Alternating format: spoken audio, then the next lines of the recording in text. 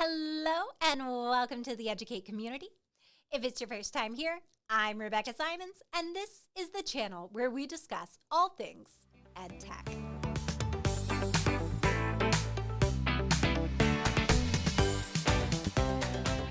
Have you ever felt like locating a file in your Google Drive is more like setting out on a scavenger hunt? If you're nodding your head, then you are in the right place.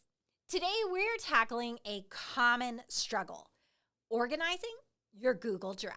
If you didn't start organizing your Drive from day one, it might look something like this. Don't worry, I've been there too.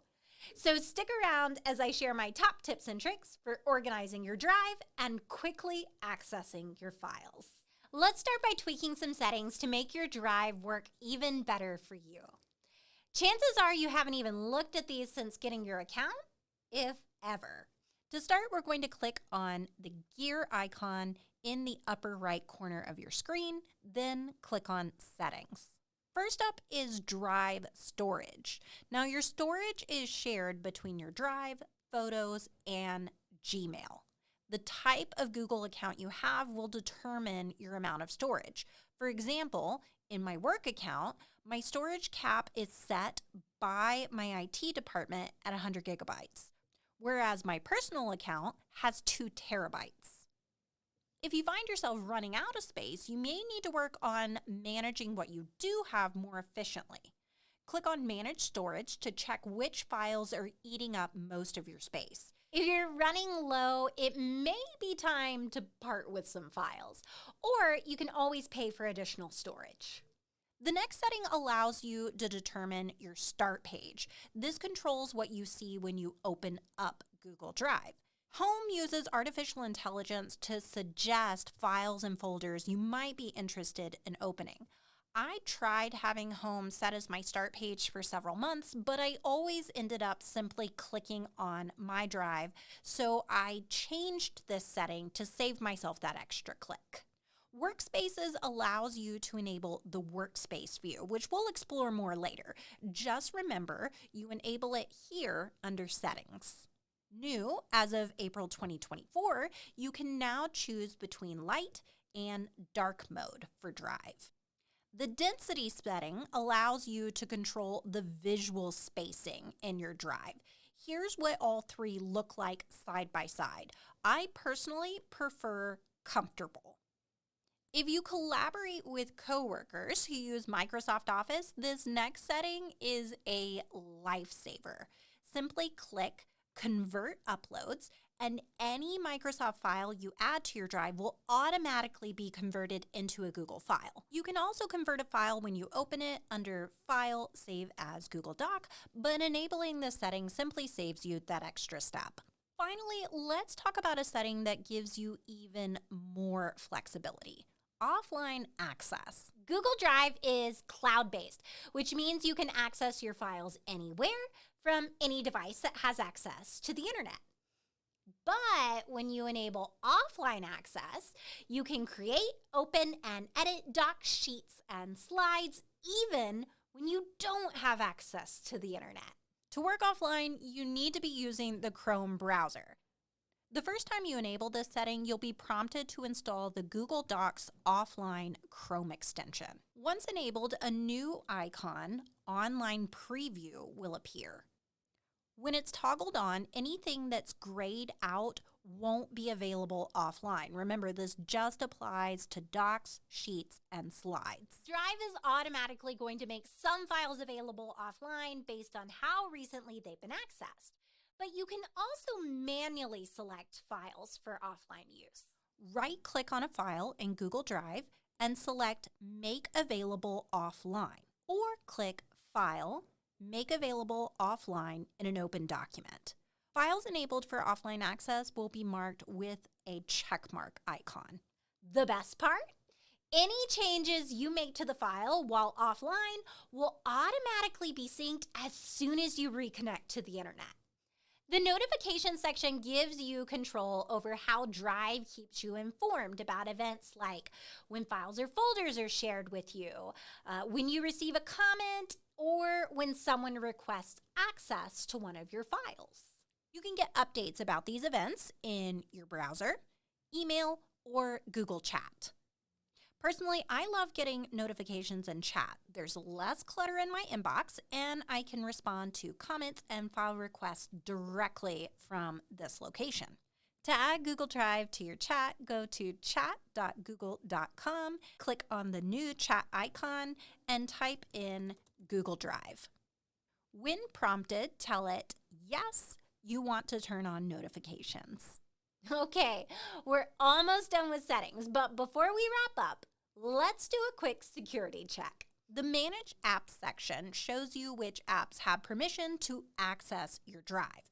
It's a good practice to review this occasionally and remove anything you either don't recognize or use anymore. Now let's shift gears and look at the different options you have for viewing your files in Drive. Let's start with Home. This is a newer option, and as I mentioned earlier, it uses artificial intelligence to suggest files and folders you might need based on what you've worked on recently or documents that are attached to upcoming calendar events. It also has filter chips to help you quickly locate a file you're looking for.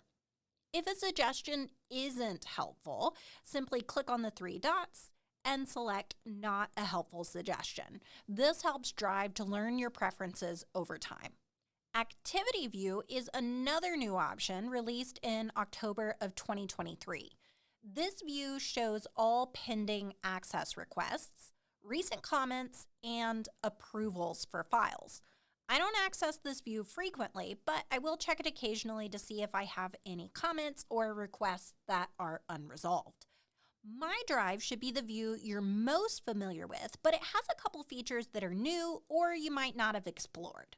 First up, let's talk about list view versus grid layout. Now, in my experience, people have strong opinions about which view is best. Personally, I'm a list view kind of girl since it's easier to see the entire name of the file and when it was last modified. However, grid layout allows you to see a quick preview of each file so you don't even have to open it to know what's in it, which can be a real time saver. Regardless of which view you prefer, you need to know about view details. This gives you information about the file such as who it's shared with, the modification date, a quick preview, all recent activity that's taken place in the file, and more. Finally, in the past, Drive used to exclusively group folders at the top. Now you can mix them with files by clicking on the More menu and selecting Mixed with Files. I typically number my files to organize them. I haven't used this feature yet, but it might be worth trying out for you. Separate from my Drive, there are shared drives. These are team storage spaces that aren't owned by a single person. This is a lifesaver if someone leaves your school or team. Because the files are owned by the drive instead of an individual, the files won't leave with them. If you don't have shared drives, I would definitely recommend looking into setting one up. Drive has even more view options to cover, but we'll get into these when we talk about how to quickly access your files. Okay, this next part might feel a little daunting if your Drive is currently chaos, but you've got this. All you have to do is take it one file at a time. Step number 1 for getting your Drive organized is to create an organizational plan. Start with a blank Google Doc. The goal here isn't perfection, but to get all of your main work categories and responsibilities down on paper. Each one of these will become a top-level folder in your Drive. You might start with folders like grade level or department, general classroom docs, subject areas, one folder for each subject you teach, professional docs, and technology. If you're involved in extracurriculars, committees, or other non-classroom roles, add folders for these too. Once you have your main folders outlined, you can start thinking about subfolders for even more organization. For example, under General Classroom Docs, I might have subfolders for subplans, seating charts, and beginning and end of the year procedures. Under Professional Docs, I might create subfolders for observations and certifications. The Technology folder is where I store the folders for applications that create folders in my drive. Google Classroom automatically creates folders for each class you teach. It's important that this file not get deleted. To keep things tidy, I simply drag the whole Classroom folder into my Technology folder and forget about it. Step number 2, create folders. It's time to start turning your plan into reality. Now remember, you can create folders by clicking New Folder, right-clicking, or by using the keyboard shortcut Shift-F. As you're creating your folders, here are some tips to keep them organized. Tip number 1, number files and folders. Unless you think in alphabetical order, use numbers to organize your files and folders in the order you want them to appear. Simply type a number, then the title. I like using all caps titles for a little extra visual clarity. Tip number 2, use color. Color coding is a powerful tool. Want to easily identify important folders? Use a bright color to grab your attention. Teach multiple subjects? Assign a different color to each one for quick visual identification. Colors can also simply add a splash of personality to your drive. I like the gradient effect, but rainbow order is also a popular option. Basically, whatever makes you smile when you open your drive is a win. To change the color of your folder, right-click, hover over Organize, then choose from one of the 24 available colors. To change the color of multiple folders at once, click the first folder, hold down the Shift key, then click on the last folder. Then all you have to do is right-click and select your color. Tip number 3, use emojis. Emojis make folders pop visually and add a little fun to your drive. To add an emoji, right-click in the name field and select emojis and symbols, then search for the emoji you want to use. If you're using numbers to organize your files, make sure to use the emoji after the number or after the title because they have their own unique ordering system. Once you have all your main folders set up, it's time to open each of them and start creating subfolders. Need more organization? You can even have subfolders within subfolders. For example, under the Educate community, I have subfolders for each type of course, then subfolders within for each of the courses I've created. While you're organizing your drive, if you find you need to rename a folder, you can easily do that by right-clicking and selecting Rename or highlighting the folder and pressing the N key. We've tackled folders, but let's go one step further and talk about files. While it's not necessary, having a naming convention for your files can add another layer of organization. It doesn't really matter what naming convention you go with as long as it makes sense to you and you can remember to use it. One naming convention I use is listing the file type first, then the title, like Template Master Schedule or Lesson Plan Unit 3. This might seem backwards at first, but there's a reason. If titles are really long or you're in grid view, the title gets cut off. Having the type of file at the front lets me know exactly what type of file I'm looking at.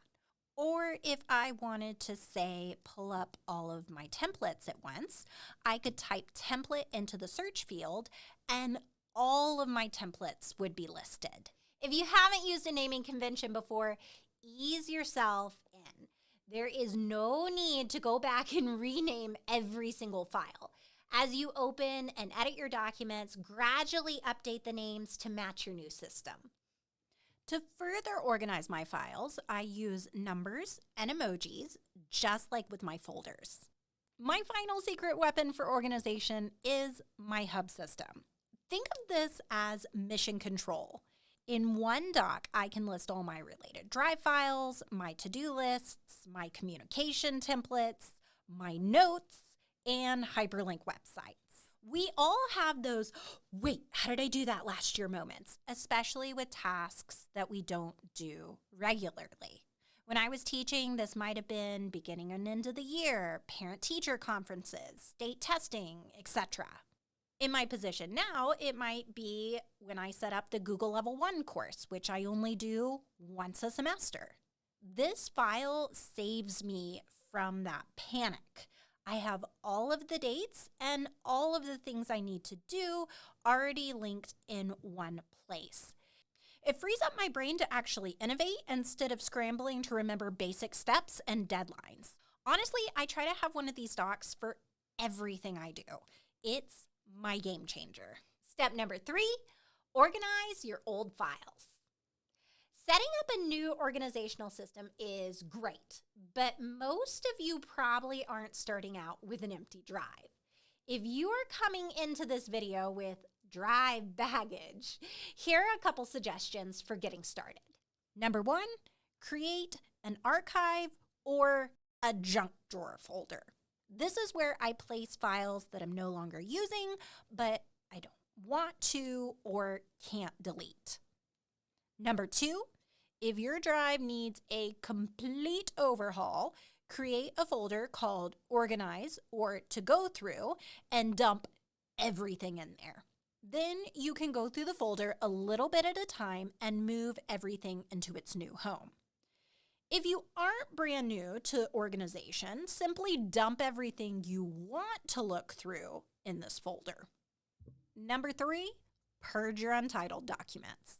We have all created those blank docs. So for a quick win, head up to your search bar and type in the word untitled. Switch over to grid view, then delete anything that's simply a blank file for instant gratification. 4, be ruthless. Look at every single file and decide whether you should delete it or move it to its new home. Now, I'm not going to lie to you. This does take time. I like to go through my files while listening to a podcast or watching a good TV show. I'm more of what I like to call a marathon sorter, but you can also take the slow and steady route by only sorting a certain number of files per day. I've also gone the route where I've simply archived everything, then only sorted the files as I needed them. This is a great option if you're truly feeling overwhelmed. While we're talking about organizing and moving files, there are several different ways you can accomplish this. Option number 1 is to use the side organizer. This is my personal favorite. First, you're going to expand My Drive in the sidebar so you can see all your top-level folders. Then, in the main menu, navigate to the files you're wanting to organize. For me, this would be all the files located under my Organize folder. From here, I can drag and drop the file into the appropriate location in the side menu. As you can see, hovering over a folder will open all the subfolders within, making it easy to access whatever folder you need. If you want to move multiple files, click on the first file, hold down Shift, and click on the last file. If there are files in between the selection you don't want to move, let go of the Shift key and hold down the Control key or Command on a Mac, then click to deselect those files. You can also use this key to select files that are not right next to one another. Then simply click and drag to your desired location. Option number 2 is to use the cut and paste keyboard shortcuts. Select the files you want to move, then press Ctrl X. Navigate to the new location, then press Control V. Option 3 is to right-click on your selected files, go to Organize, Move, then select the location you want to move them to. Option 4 is to organize the file when it's open. You can do this by clicking on File, Move, or by clicking on the Move icon that's to the right of the file name. If you can't decide which folder to put a file in, don't stress about it. Put it in multiple locations by creating a file shortcut. Right-click on the file, go to Organize, Add Shortcut, and choose the location to add the shortcut to. This does not create a second copy of the file. It simply allows you to access the file from another location similar to a bookmark. You can tell if something is a shortcut because it will have this little arrow in the corner. Here's an example of how I use this. I like to have a PD certificate stored under each badge courses folder. For example, here you can see this is the FigJam badge folder and I have the certificate. But I also like to be able to access them all from one location. So I have a shortcut for each certificate under one folder called Awards and Certificates. A well-organized drive is great. Clicking a million times to find what you need is not. So let's walk through a couple ways to quickly access what you need from your drive. Number 1, use the starred view. The starred view in Drive allows you to bookmark the files and folders you use all the time. To star a file or folder, simply right-click, go to Organize, and Add to Starred. From an open document, you can click the star icon to the right of your file name. This doesn't just apply to files in My Drive. You can also star files that have been shared with you or are from a shared drive. Now, you don't want to star everything, otherwise it's going to become just as busy as your drive. I recommend either starring what you use the most frequently or files and folders you're using currently. For example, if you're in Unit 2, star your Unit 2 folder. Or if it's the beginning of the year, star that folder. Don't forget to unstar items as they're no longer relevant. Simply right-click again, go to Organize, and click on Remove from Starred. Number 2, create a workspace. Need files from 5 different folders? Workspace allows you to create a temporary collection without actually moving anything. Even files that are in your shared drive or have been shared with you by a colleague can be added. Now, don't forget, you do have to enable workspaces under your drive settings. Setting one up is incredibly easy. All you need to do is click Create Workspaces, name it. Let's name this one Google Drive Organization. Then select the files that you want to add. Don't forget there is a file limit. Right now, Drive is suggesting what I might want to add based on what I named my workspace. And just like that, all my files are in one place. Number 3, create a digital hub. While we're talking about organization, I couldn't resist putting in a plug for a hub.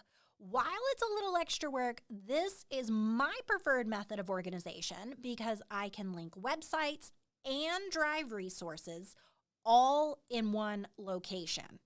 If you're interested in learning how to create a digital hub in Canva or Google Sheets, then check out my video on that linked in the description below. Finally, let's talk about shared with me.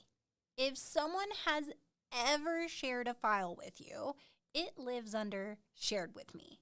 Don't even worry about trying to organize this section. Just let it be a hot mess express.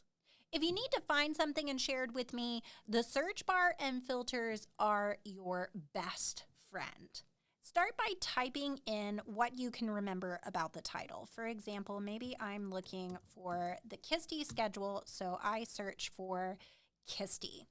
Then I remember that it's a spreadsheet, and right now it's pulling all of the spreadsheets from anywhere in my drive, so I want to change the location to only spreadsheets that have been shared with me. As you can see, it narrowed down my results, and I was quickly able to find the 2024 session schedule. If it's a shared file that you're going to use often, then right-click on the file and select Add Shortcut under Organize. Remember, this doesn't change the file's original location. It's simply adding a quick access point within your organizational system. Even the best organized drive can sometimes leave you wondering where you put something. Luckily, Drive Search feature has your back. The home screen has several useful search tips to help you narrow down your search results by file type, person, including access level, when the document was last modified, and the location to search in your drive. If you're performing a search under My Drive, 3 search tips are currently available, but you can always click on the slider icon to access the more traditional advanced search window. Once you've gone through all that hard work to organize your drive, you're going to want to maintain it. Now, some people are really serious about file organization. They will navigate to the folder they want to put their file in, then they'll create the new file. This keeps things tidy from the start. However, if you're like me and are obsessed with the .new shortcut or can't be bothered to pre-organize your files, you're going to want to set aside time to organize your home list files. This is where my Organize folder comes into play. I don't like seeing loose files when I open my drive, so anytime I access it, anything not in a folder when I'm looking at this first view gets immediately dragged into the Organized folder. At the end of a project, I'll go in and tackle anything that's in this folder, sorting it into the correct location or deleting it. If you don't have natural times built into your schedule to organize, I would recommend placing it on your calendar with an alert, at least 1 to 2 times a month. While you're at it, check in on your starred section and unstart anything that's not currently relevant. If you registered for this course through the Educate community, you should have received a link to my 25-day Control-Alt-Declutter challenge. This not only includes challenges for decluttering your drive, but also other areas of your digital life. I like to go through this challenge at least once to twice a year. Well, I hope this video inspired you to spend some time organizing your drive. If you found this useful, please share with a teacher friend. Also, don't forget to like and subscribe so you'll be notified each time we post new content. Have digital organization tips or recommendations for future videos? Drop them in the comments below. Thanks for watching, and I'll see you next time.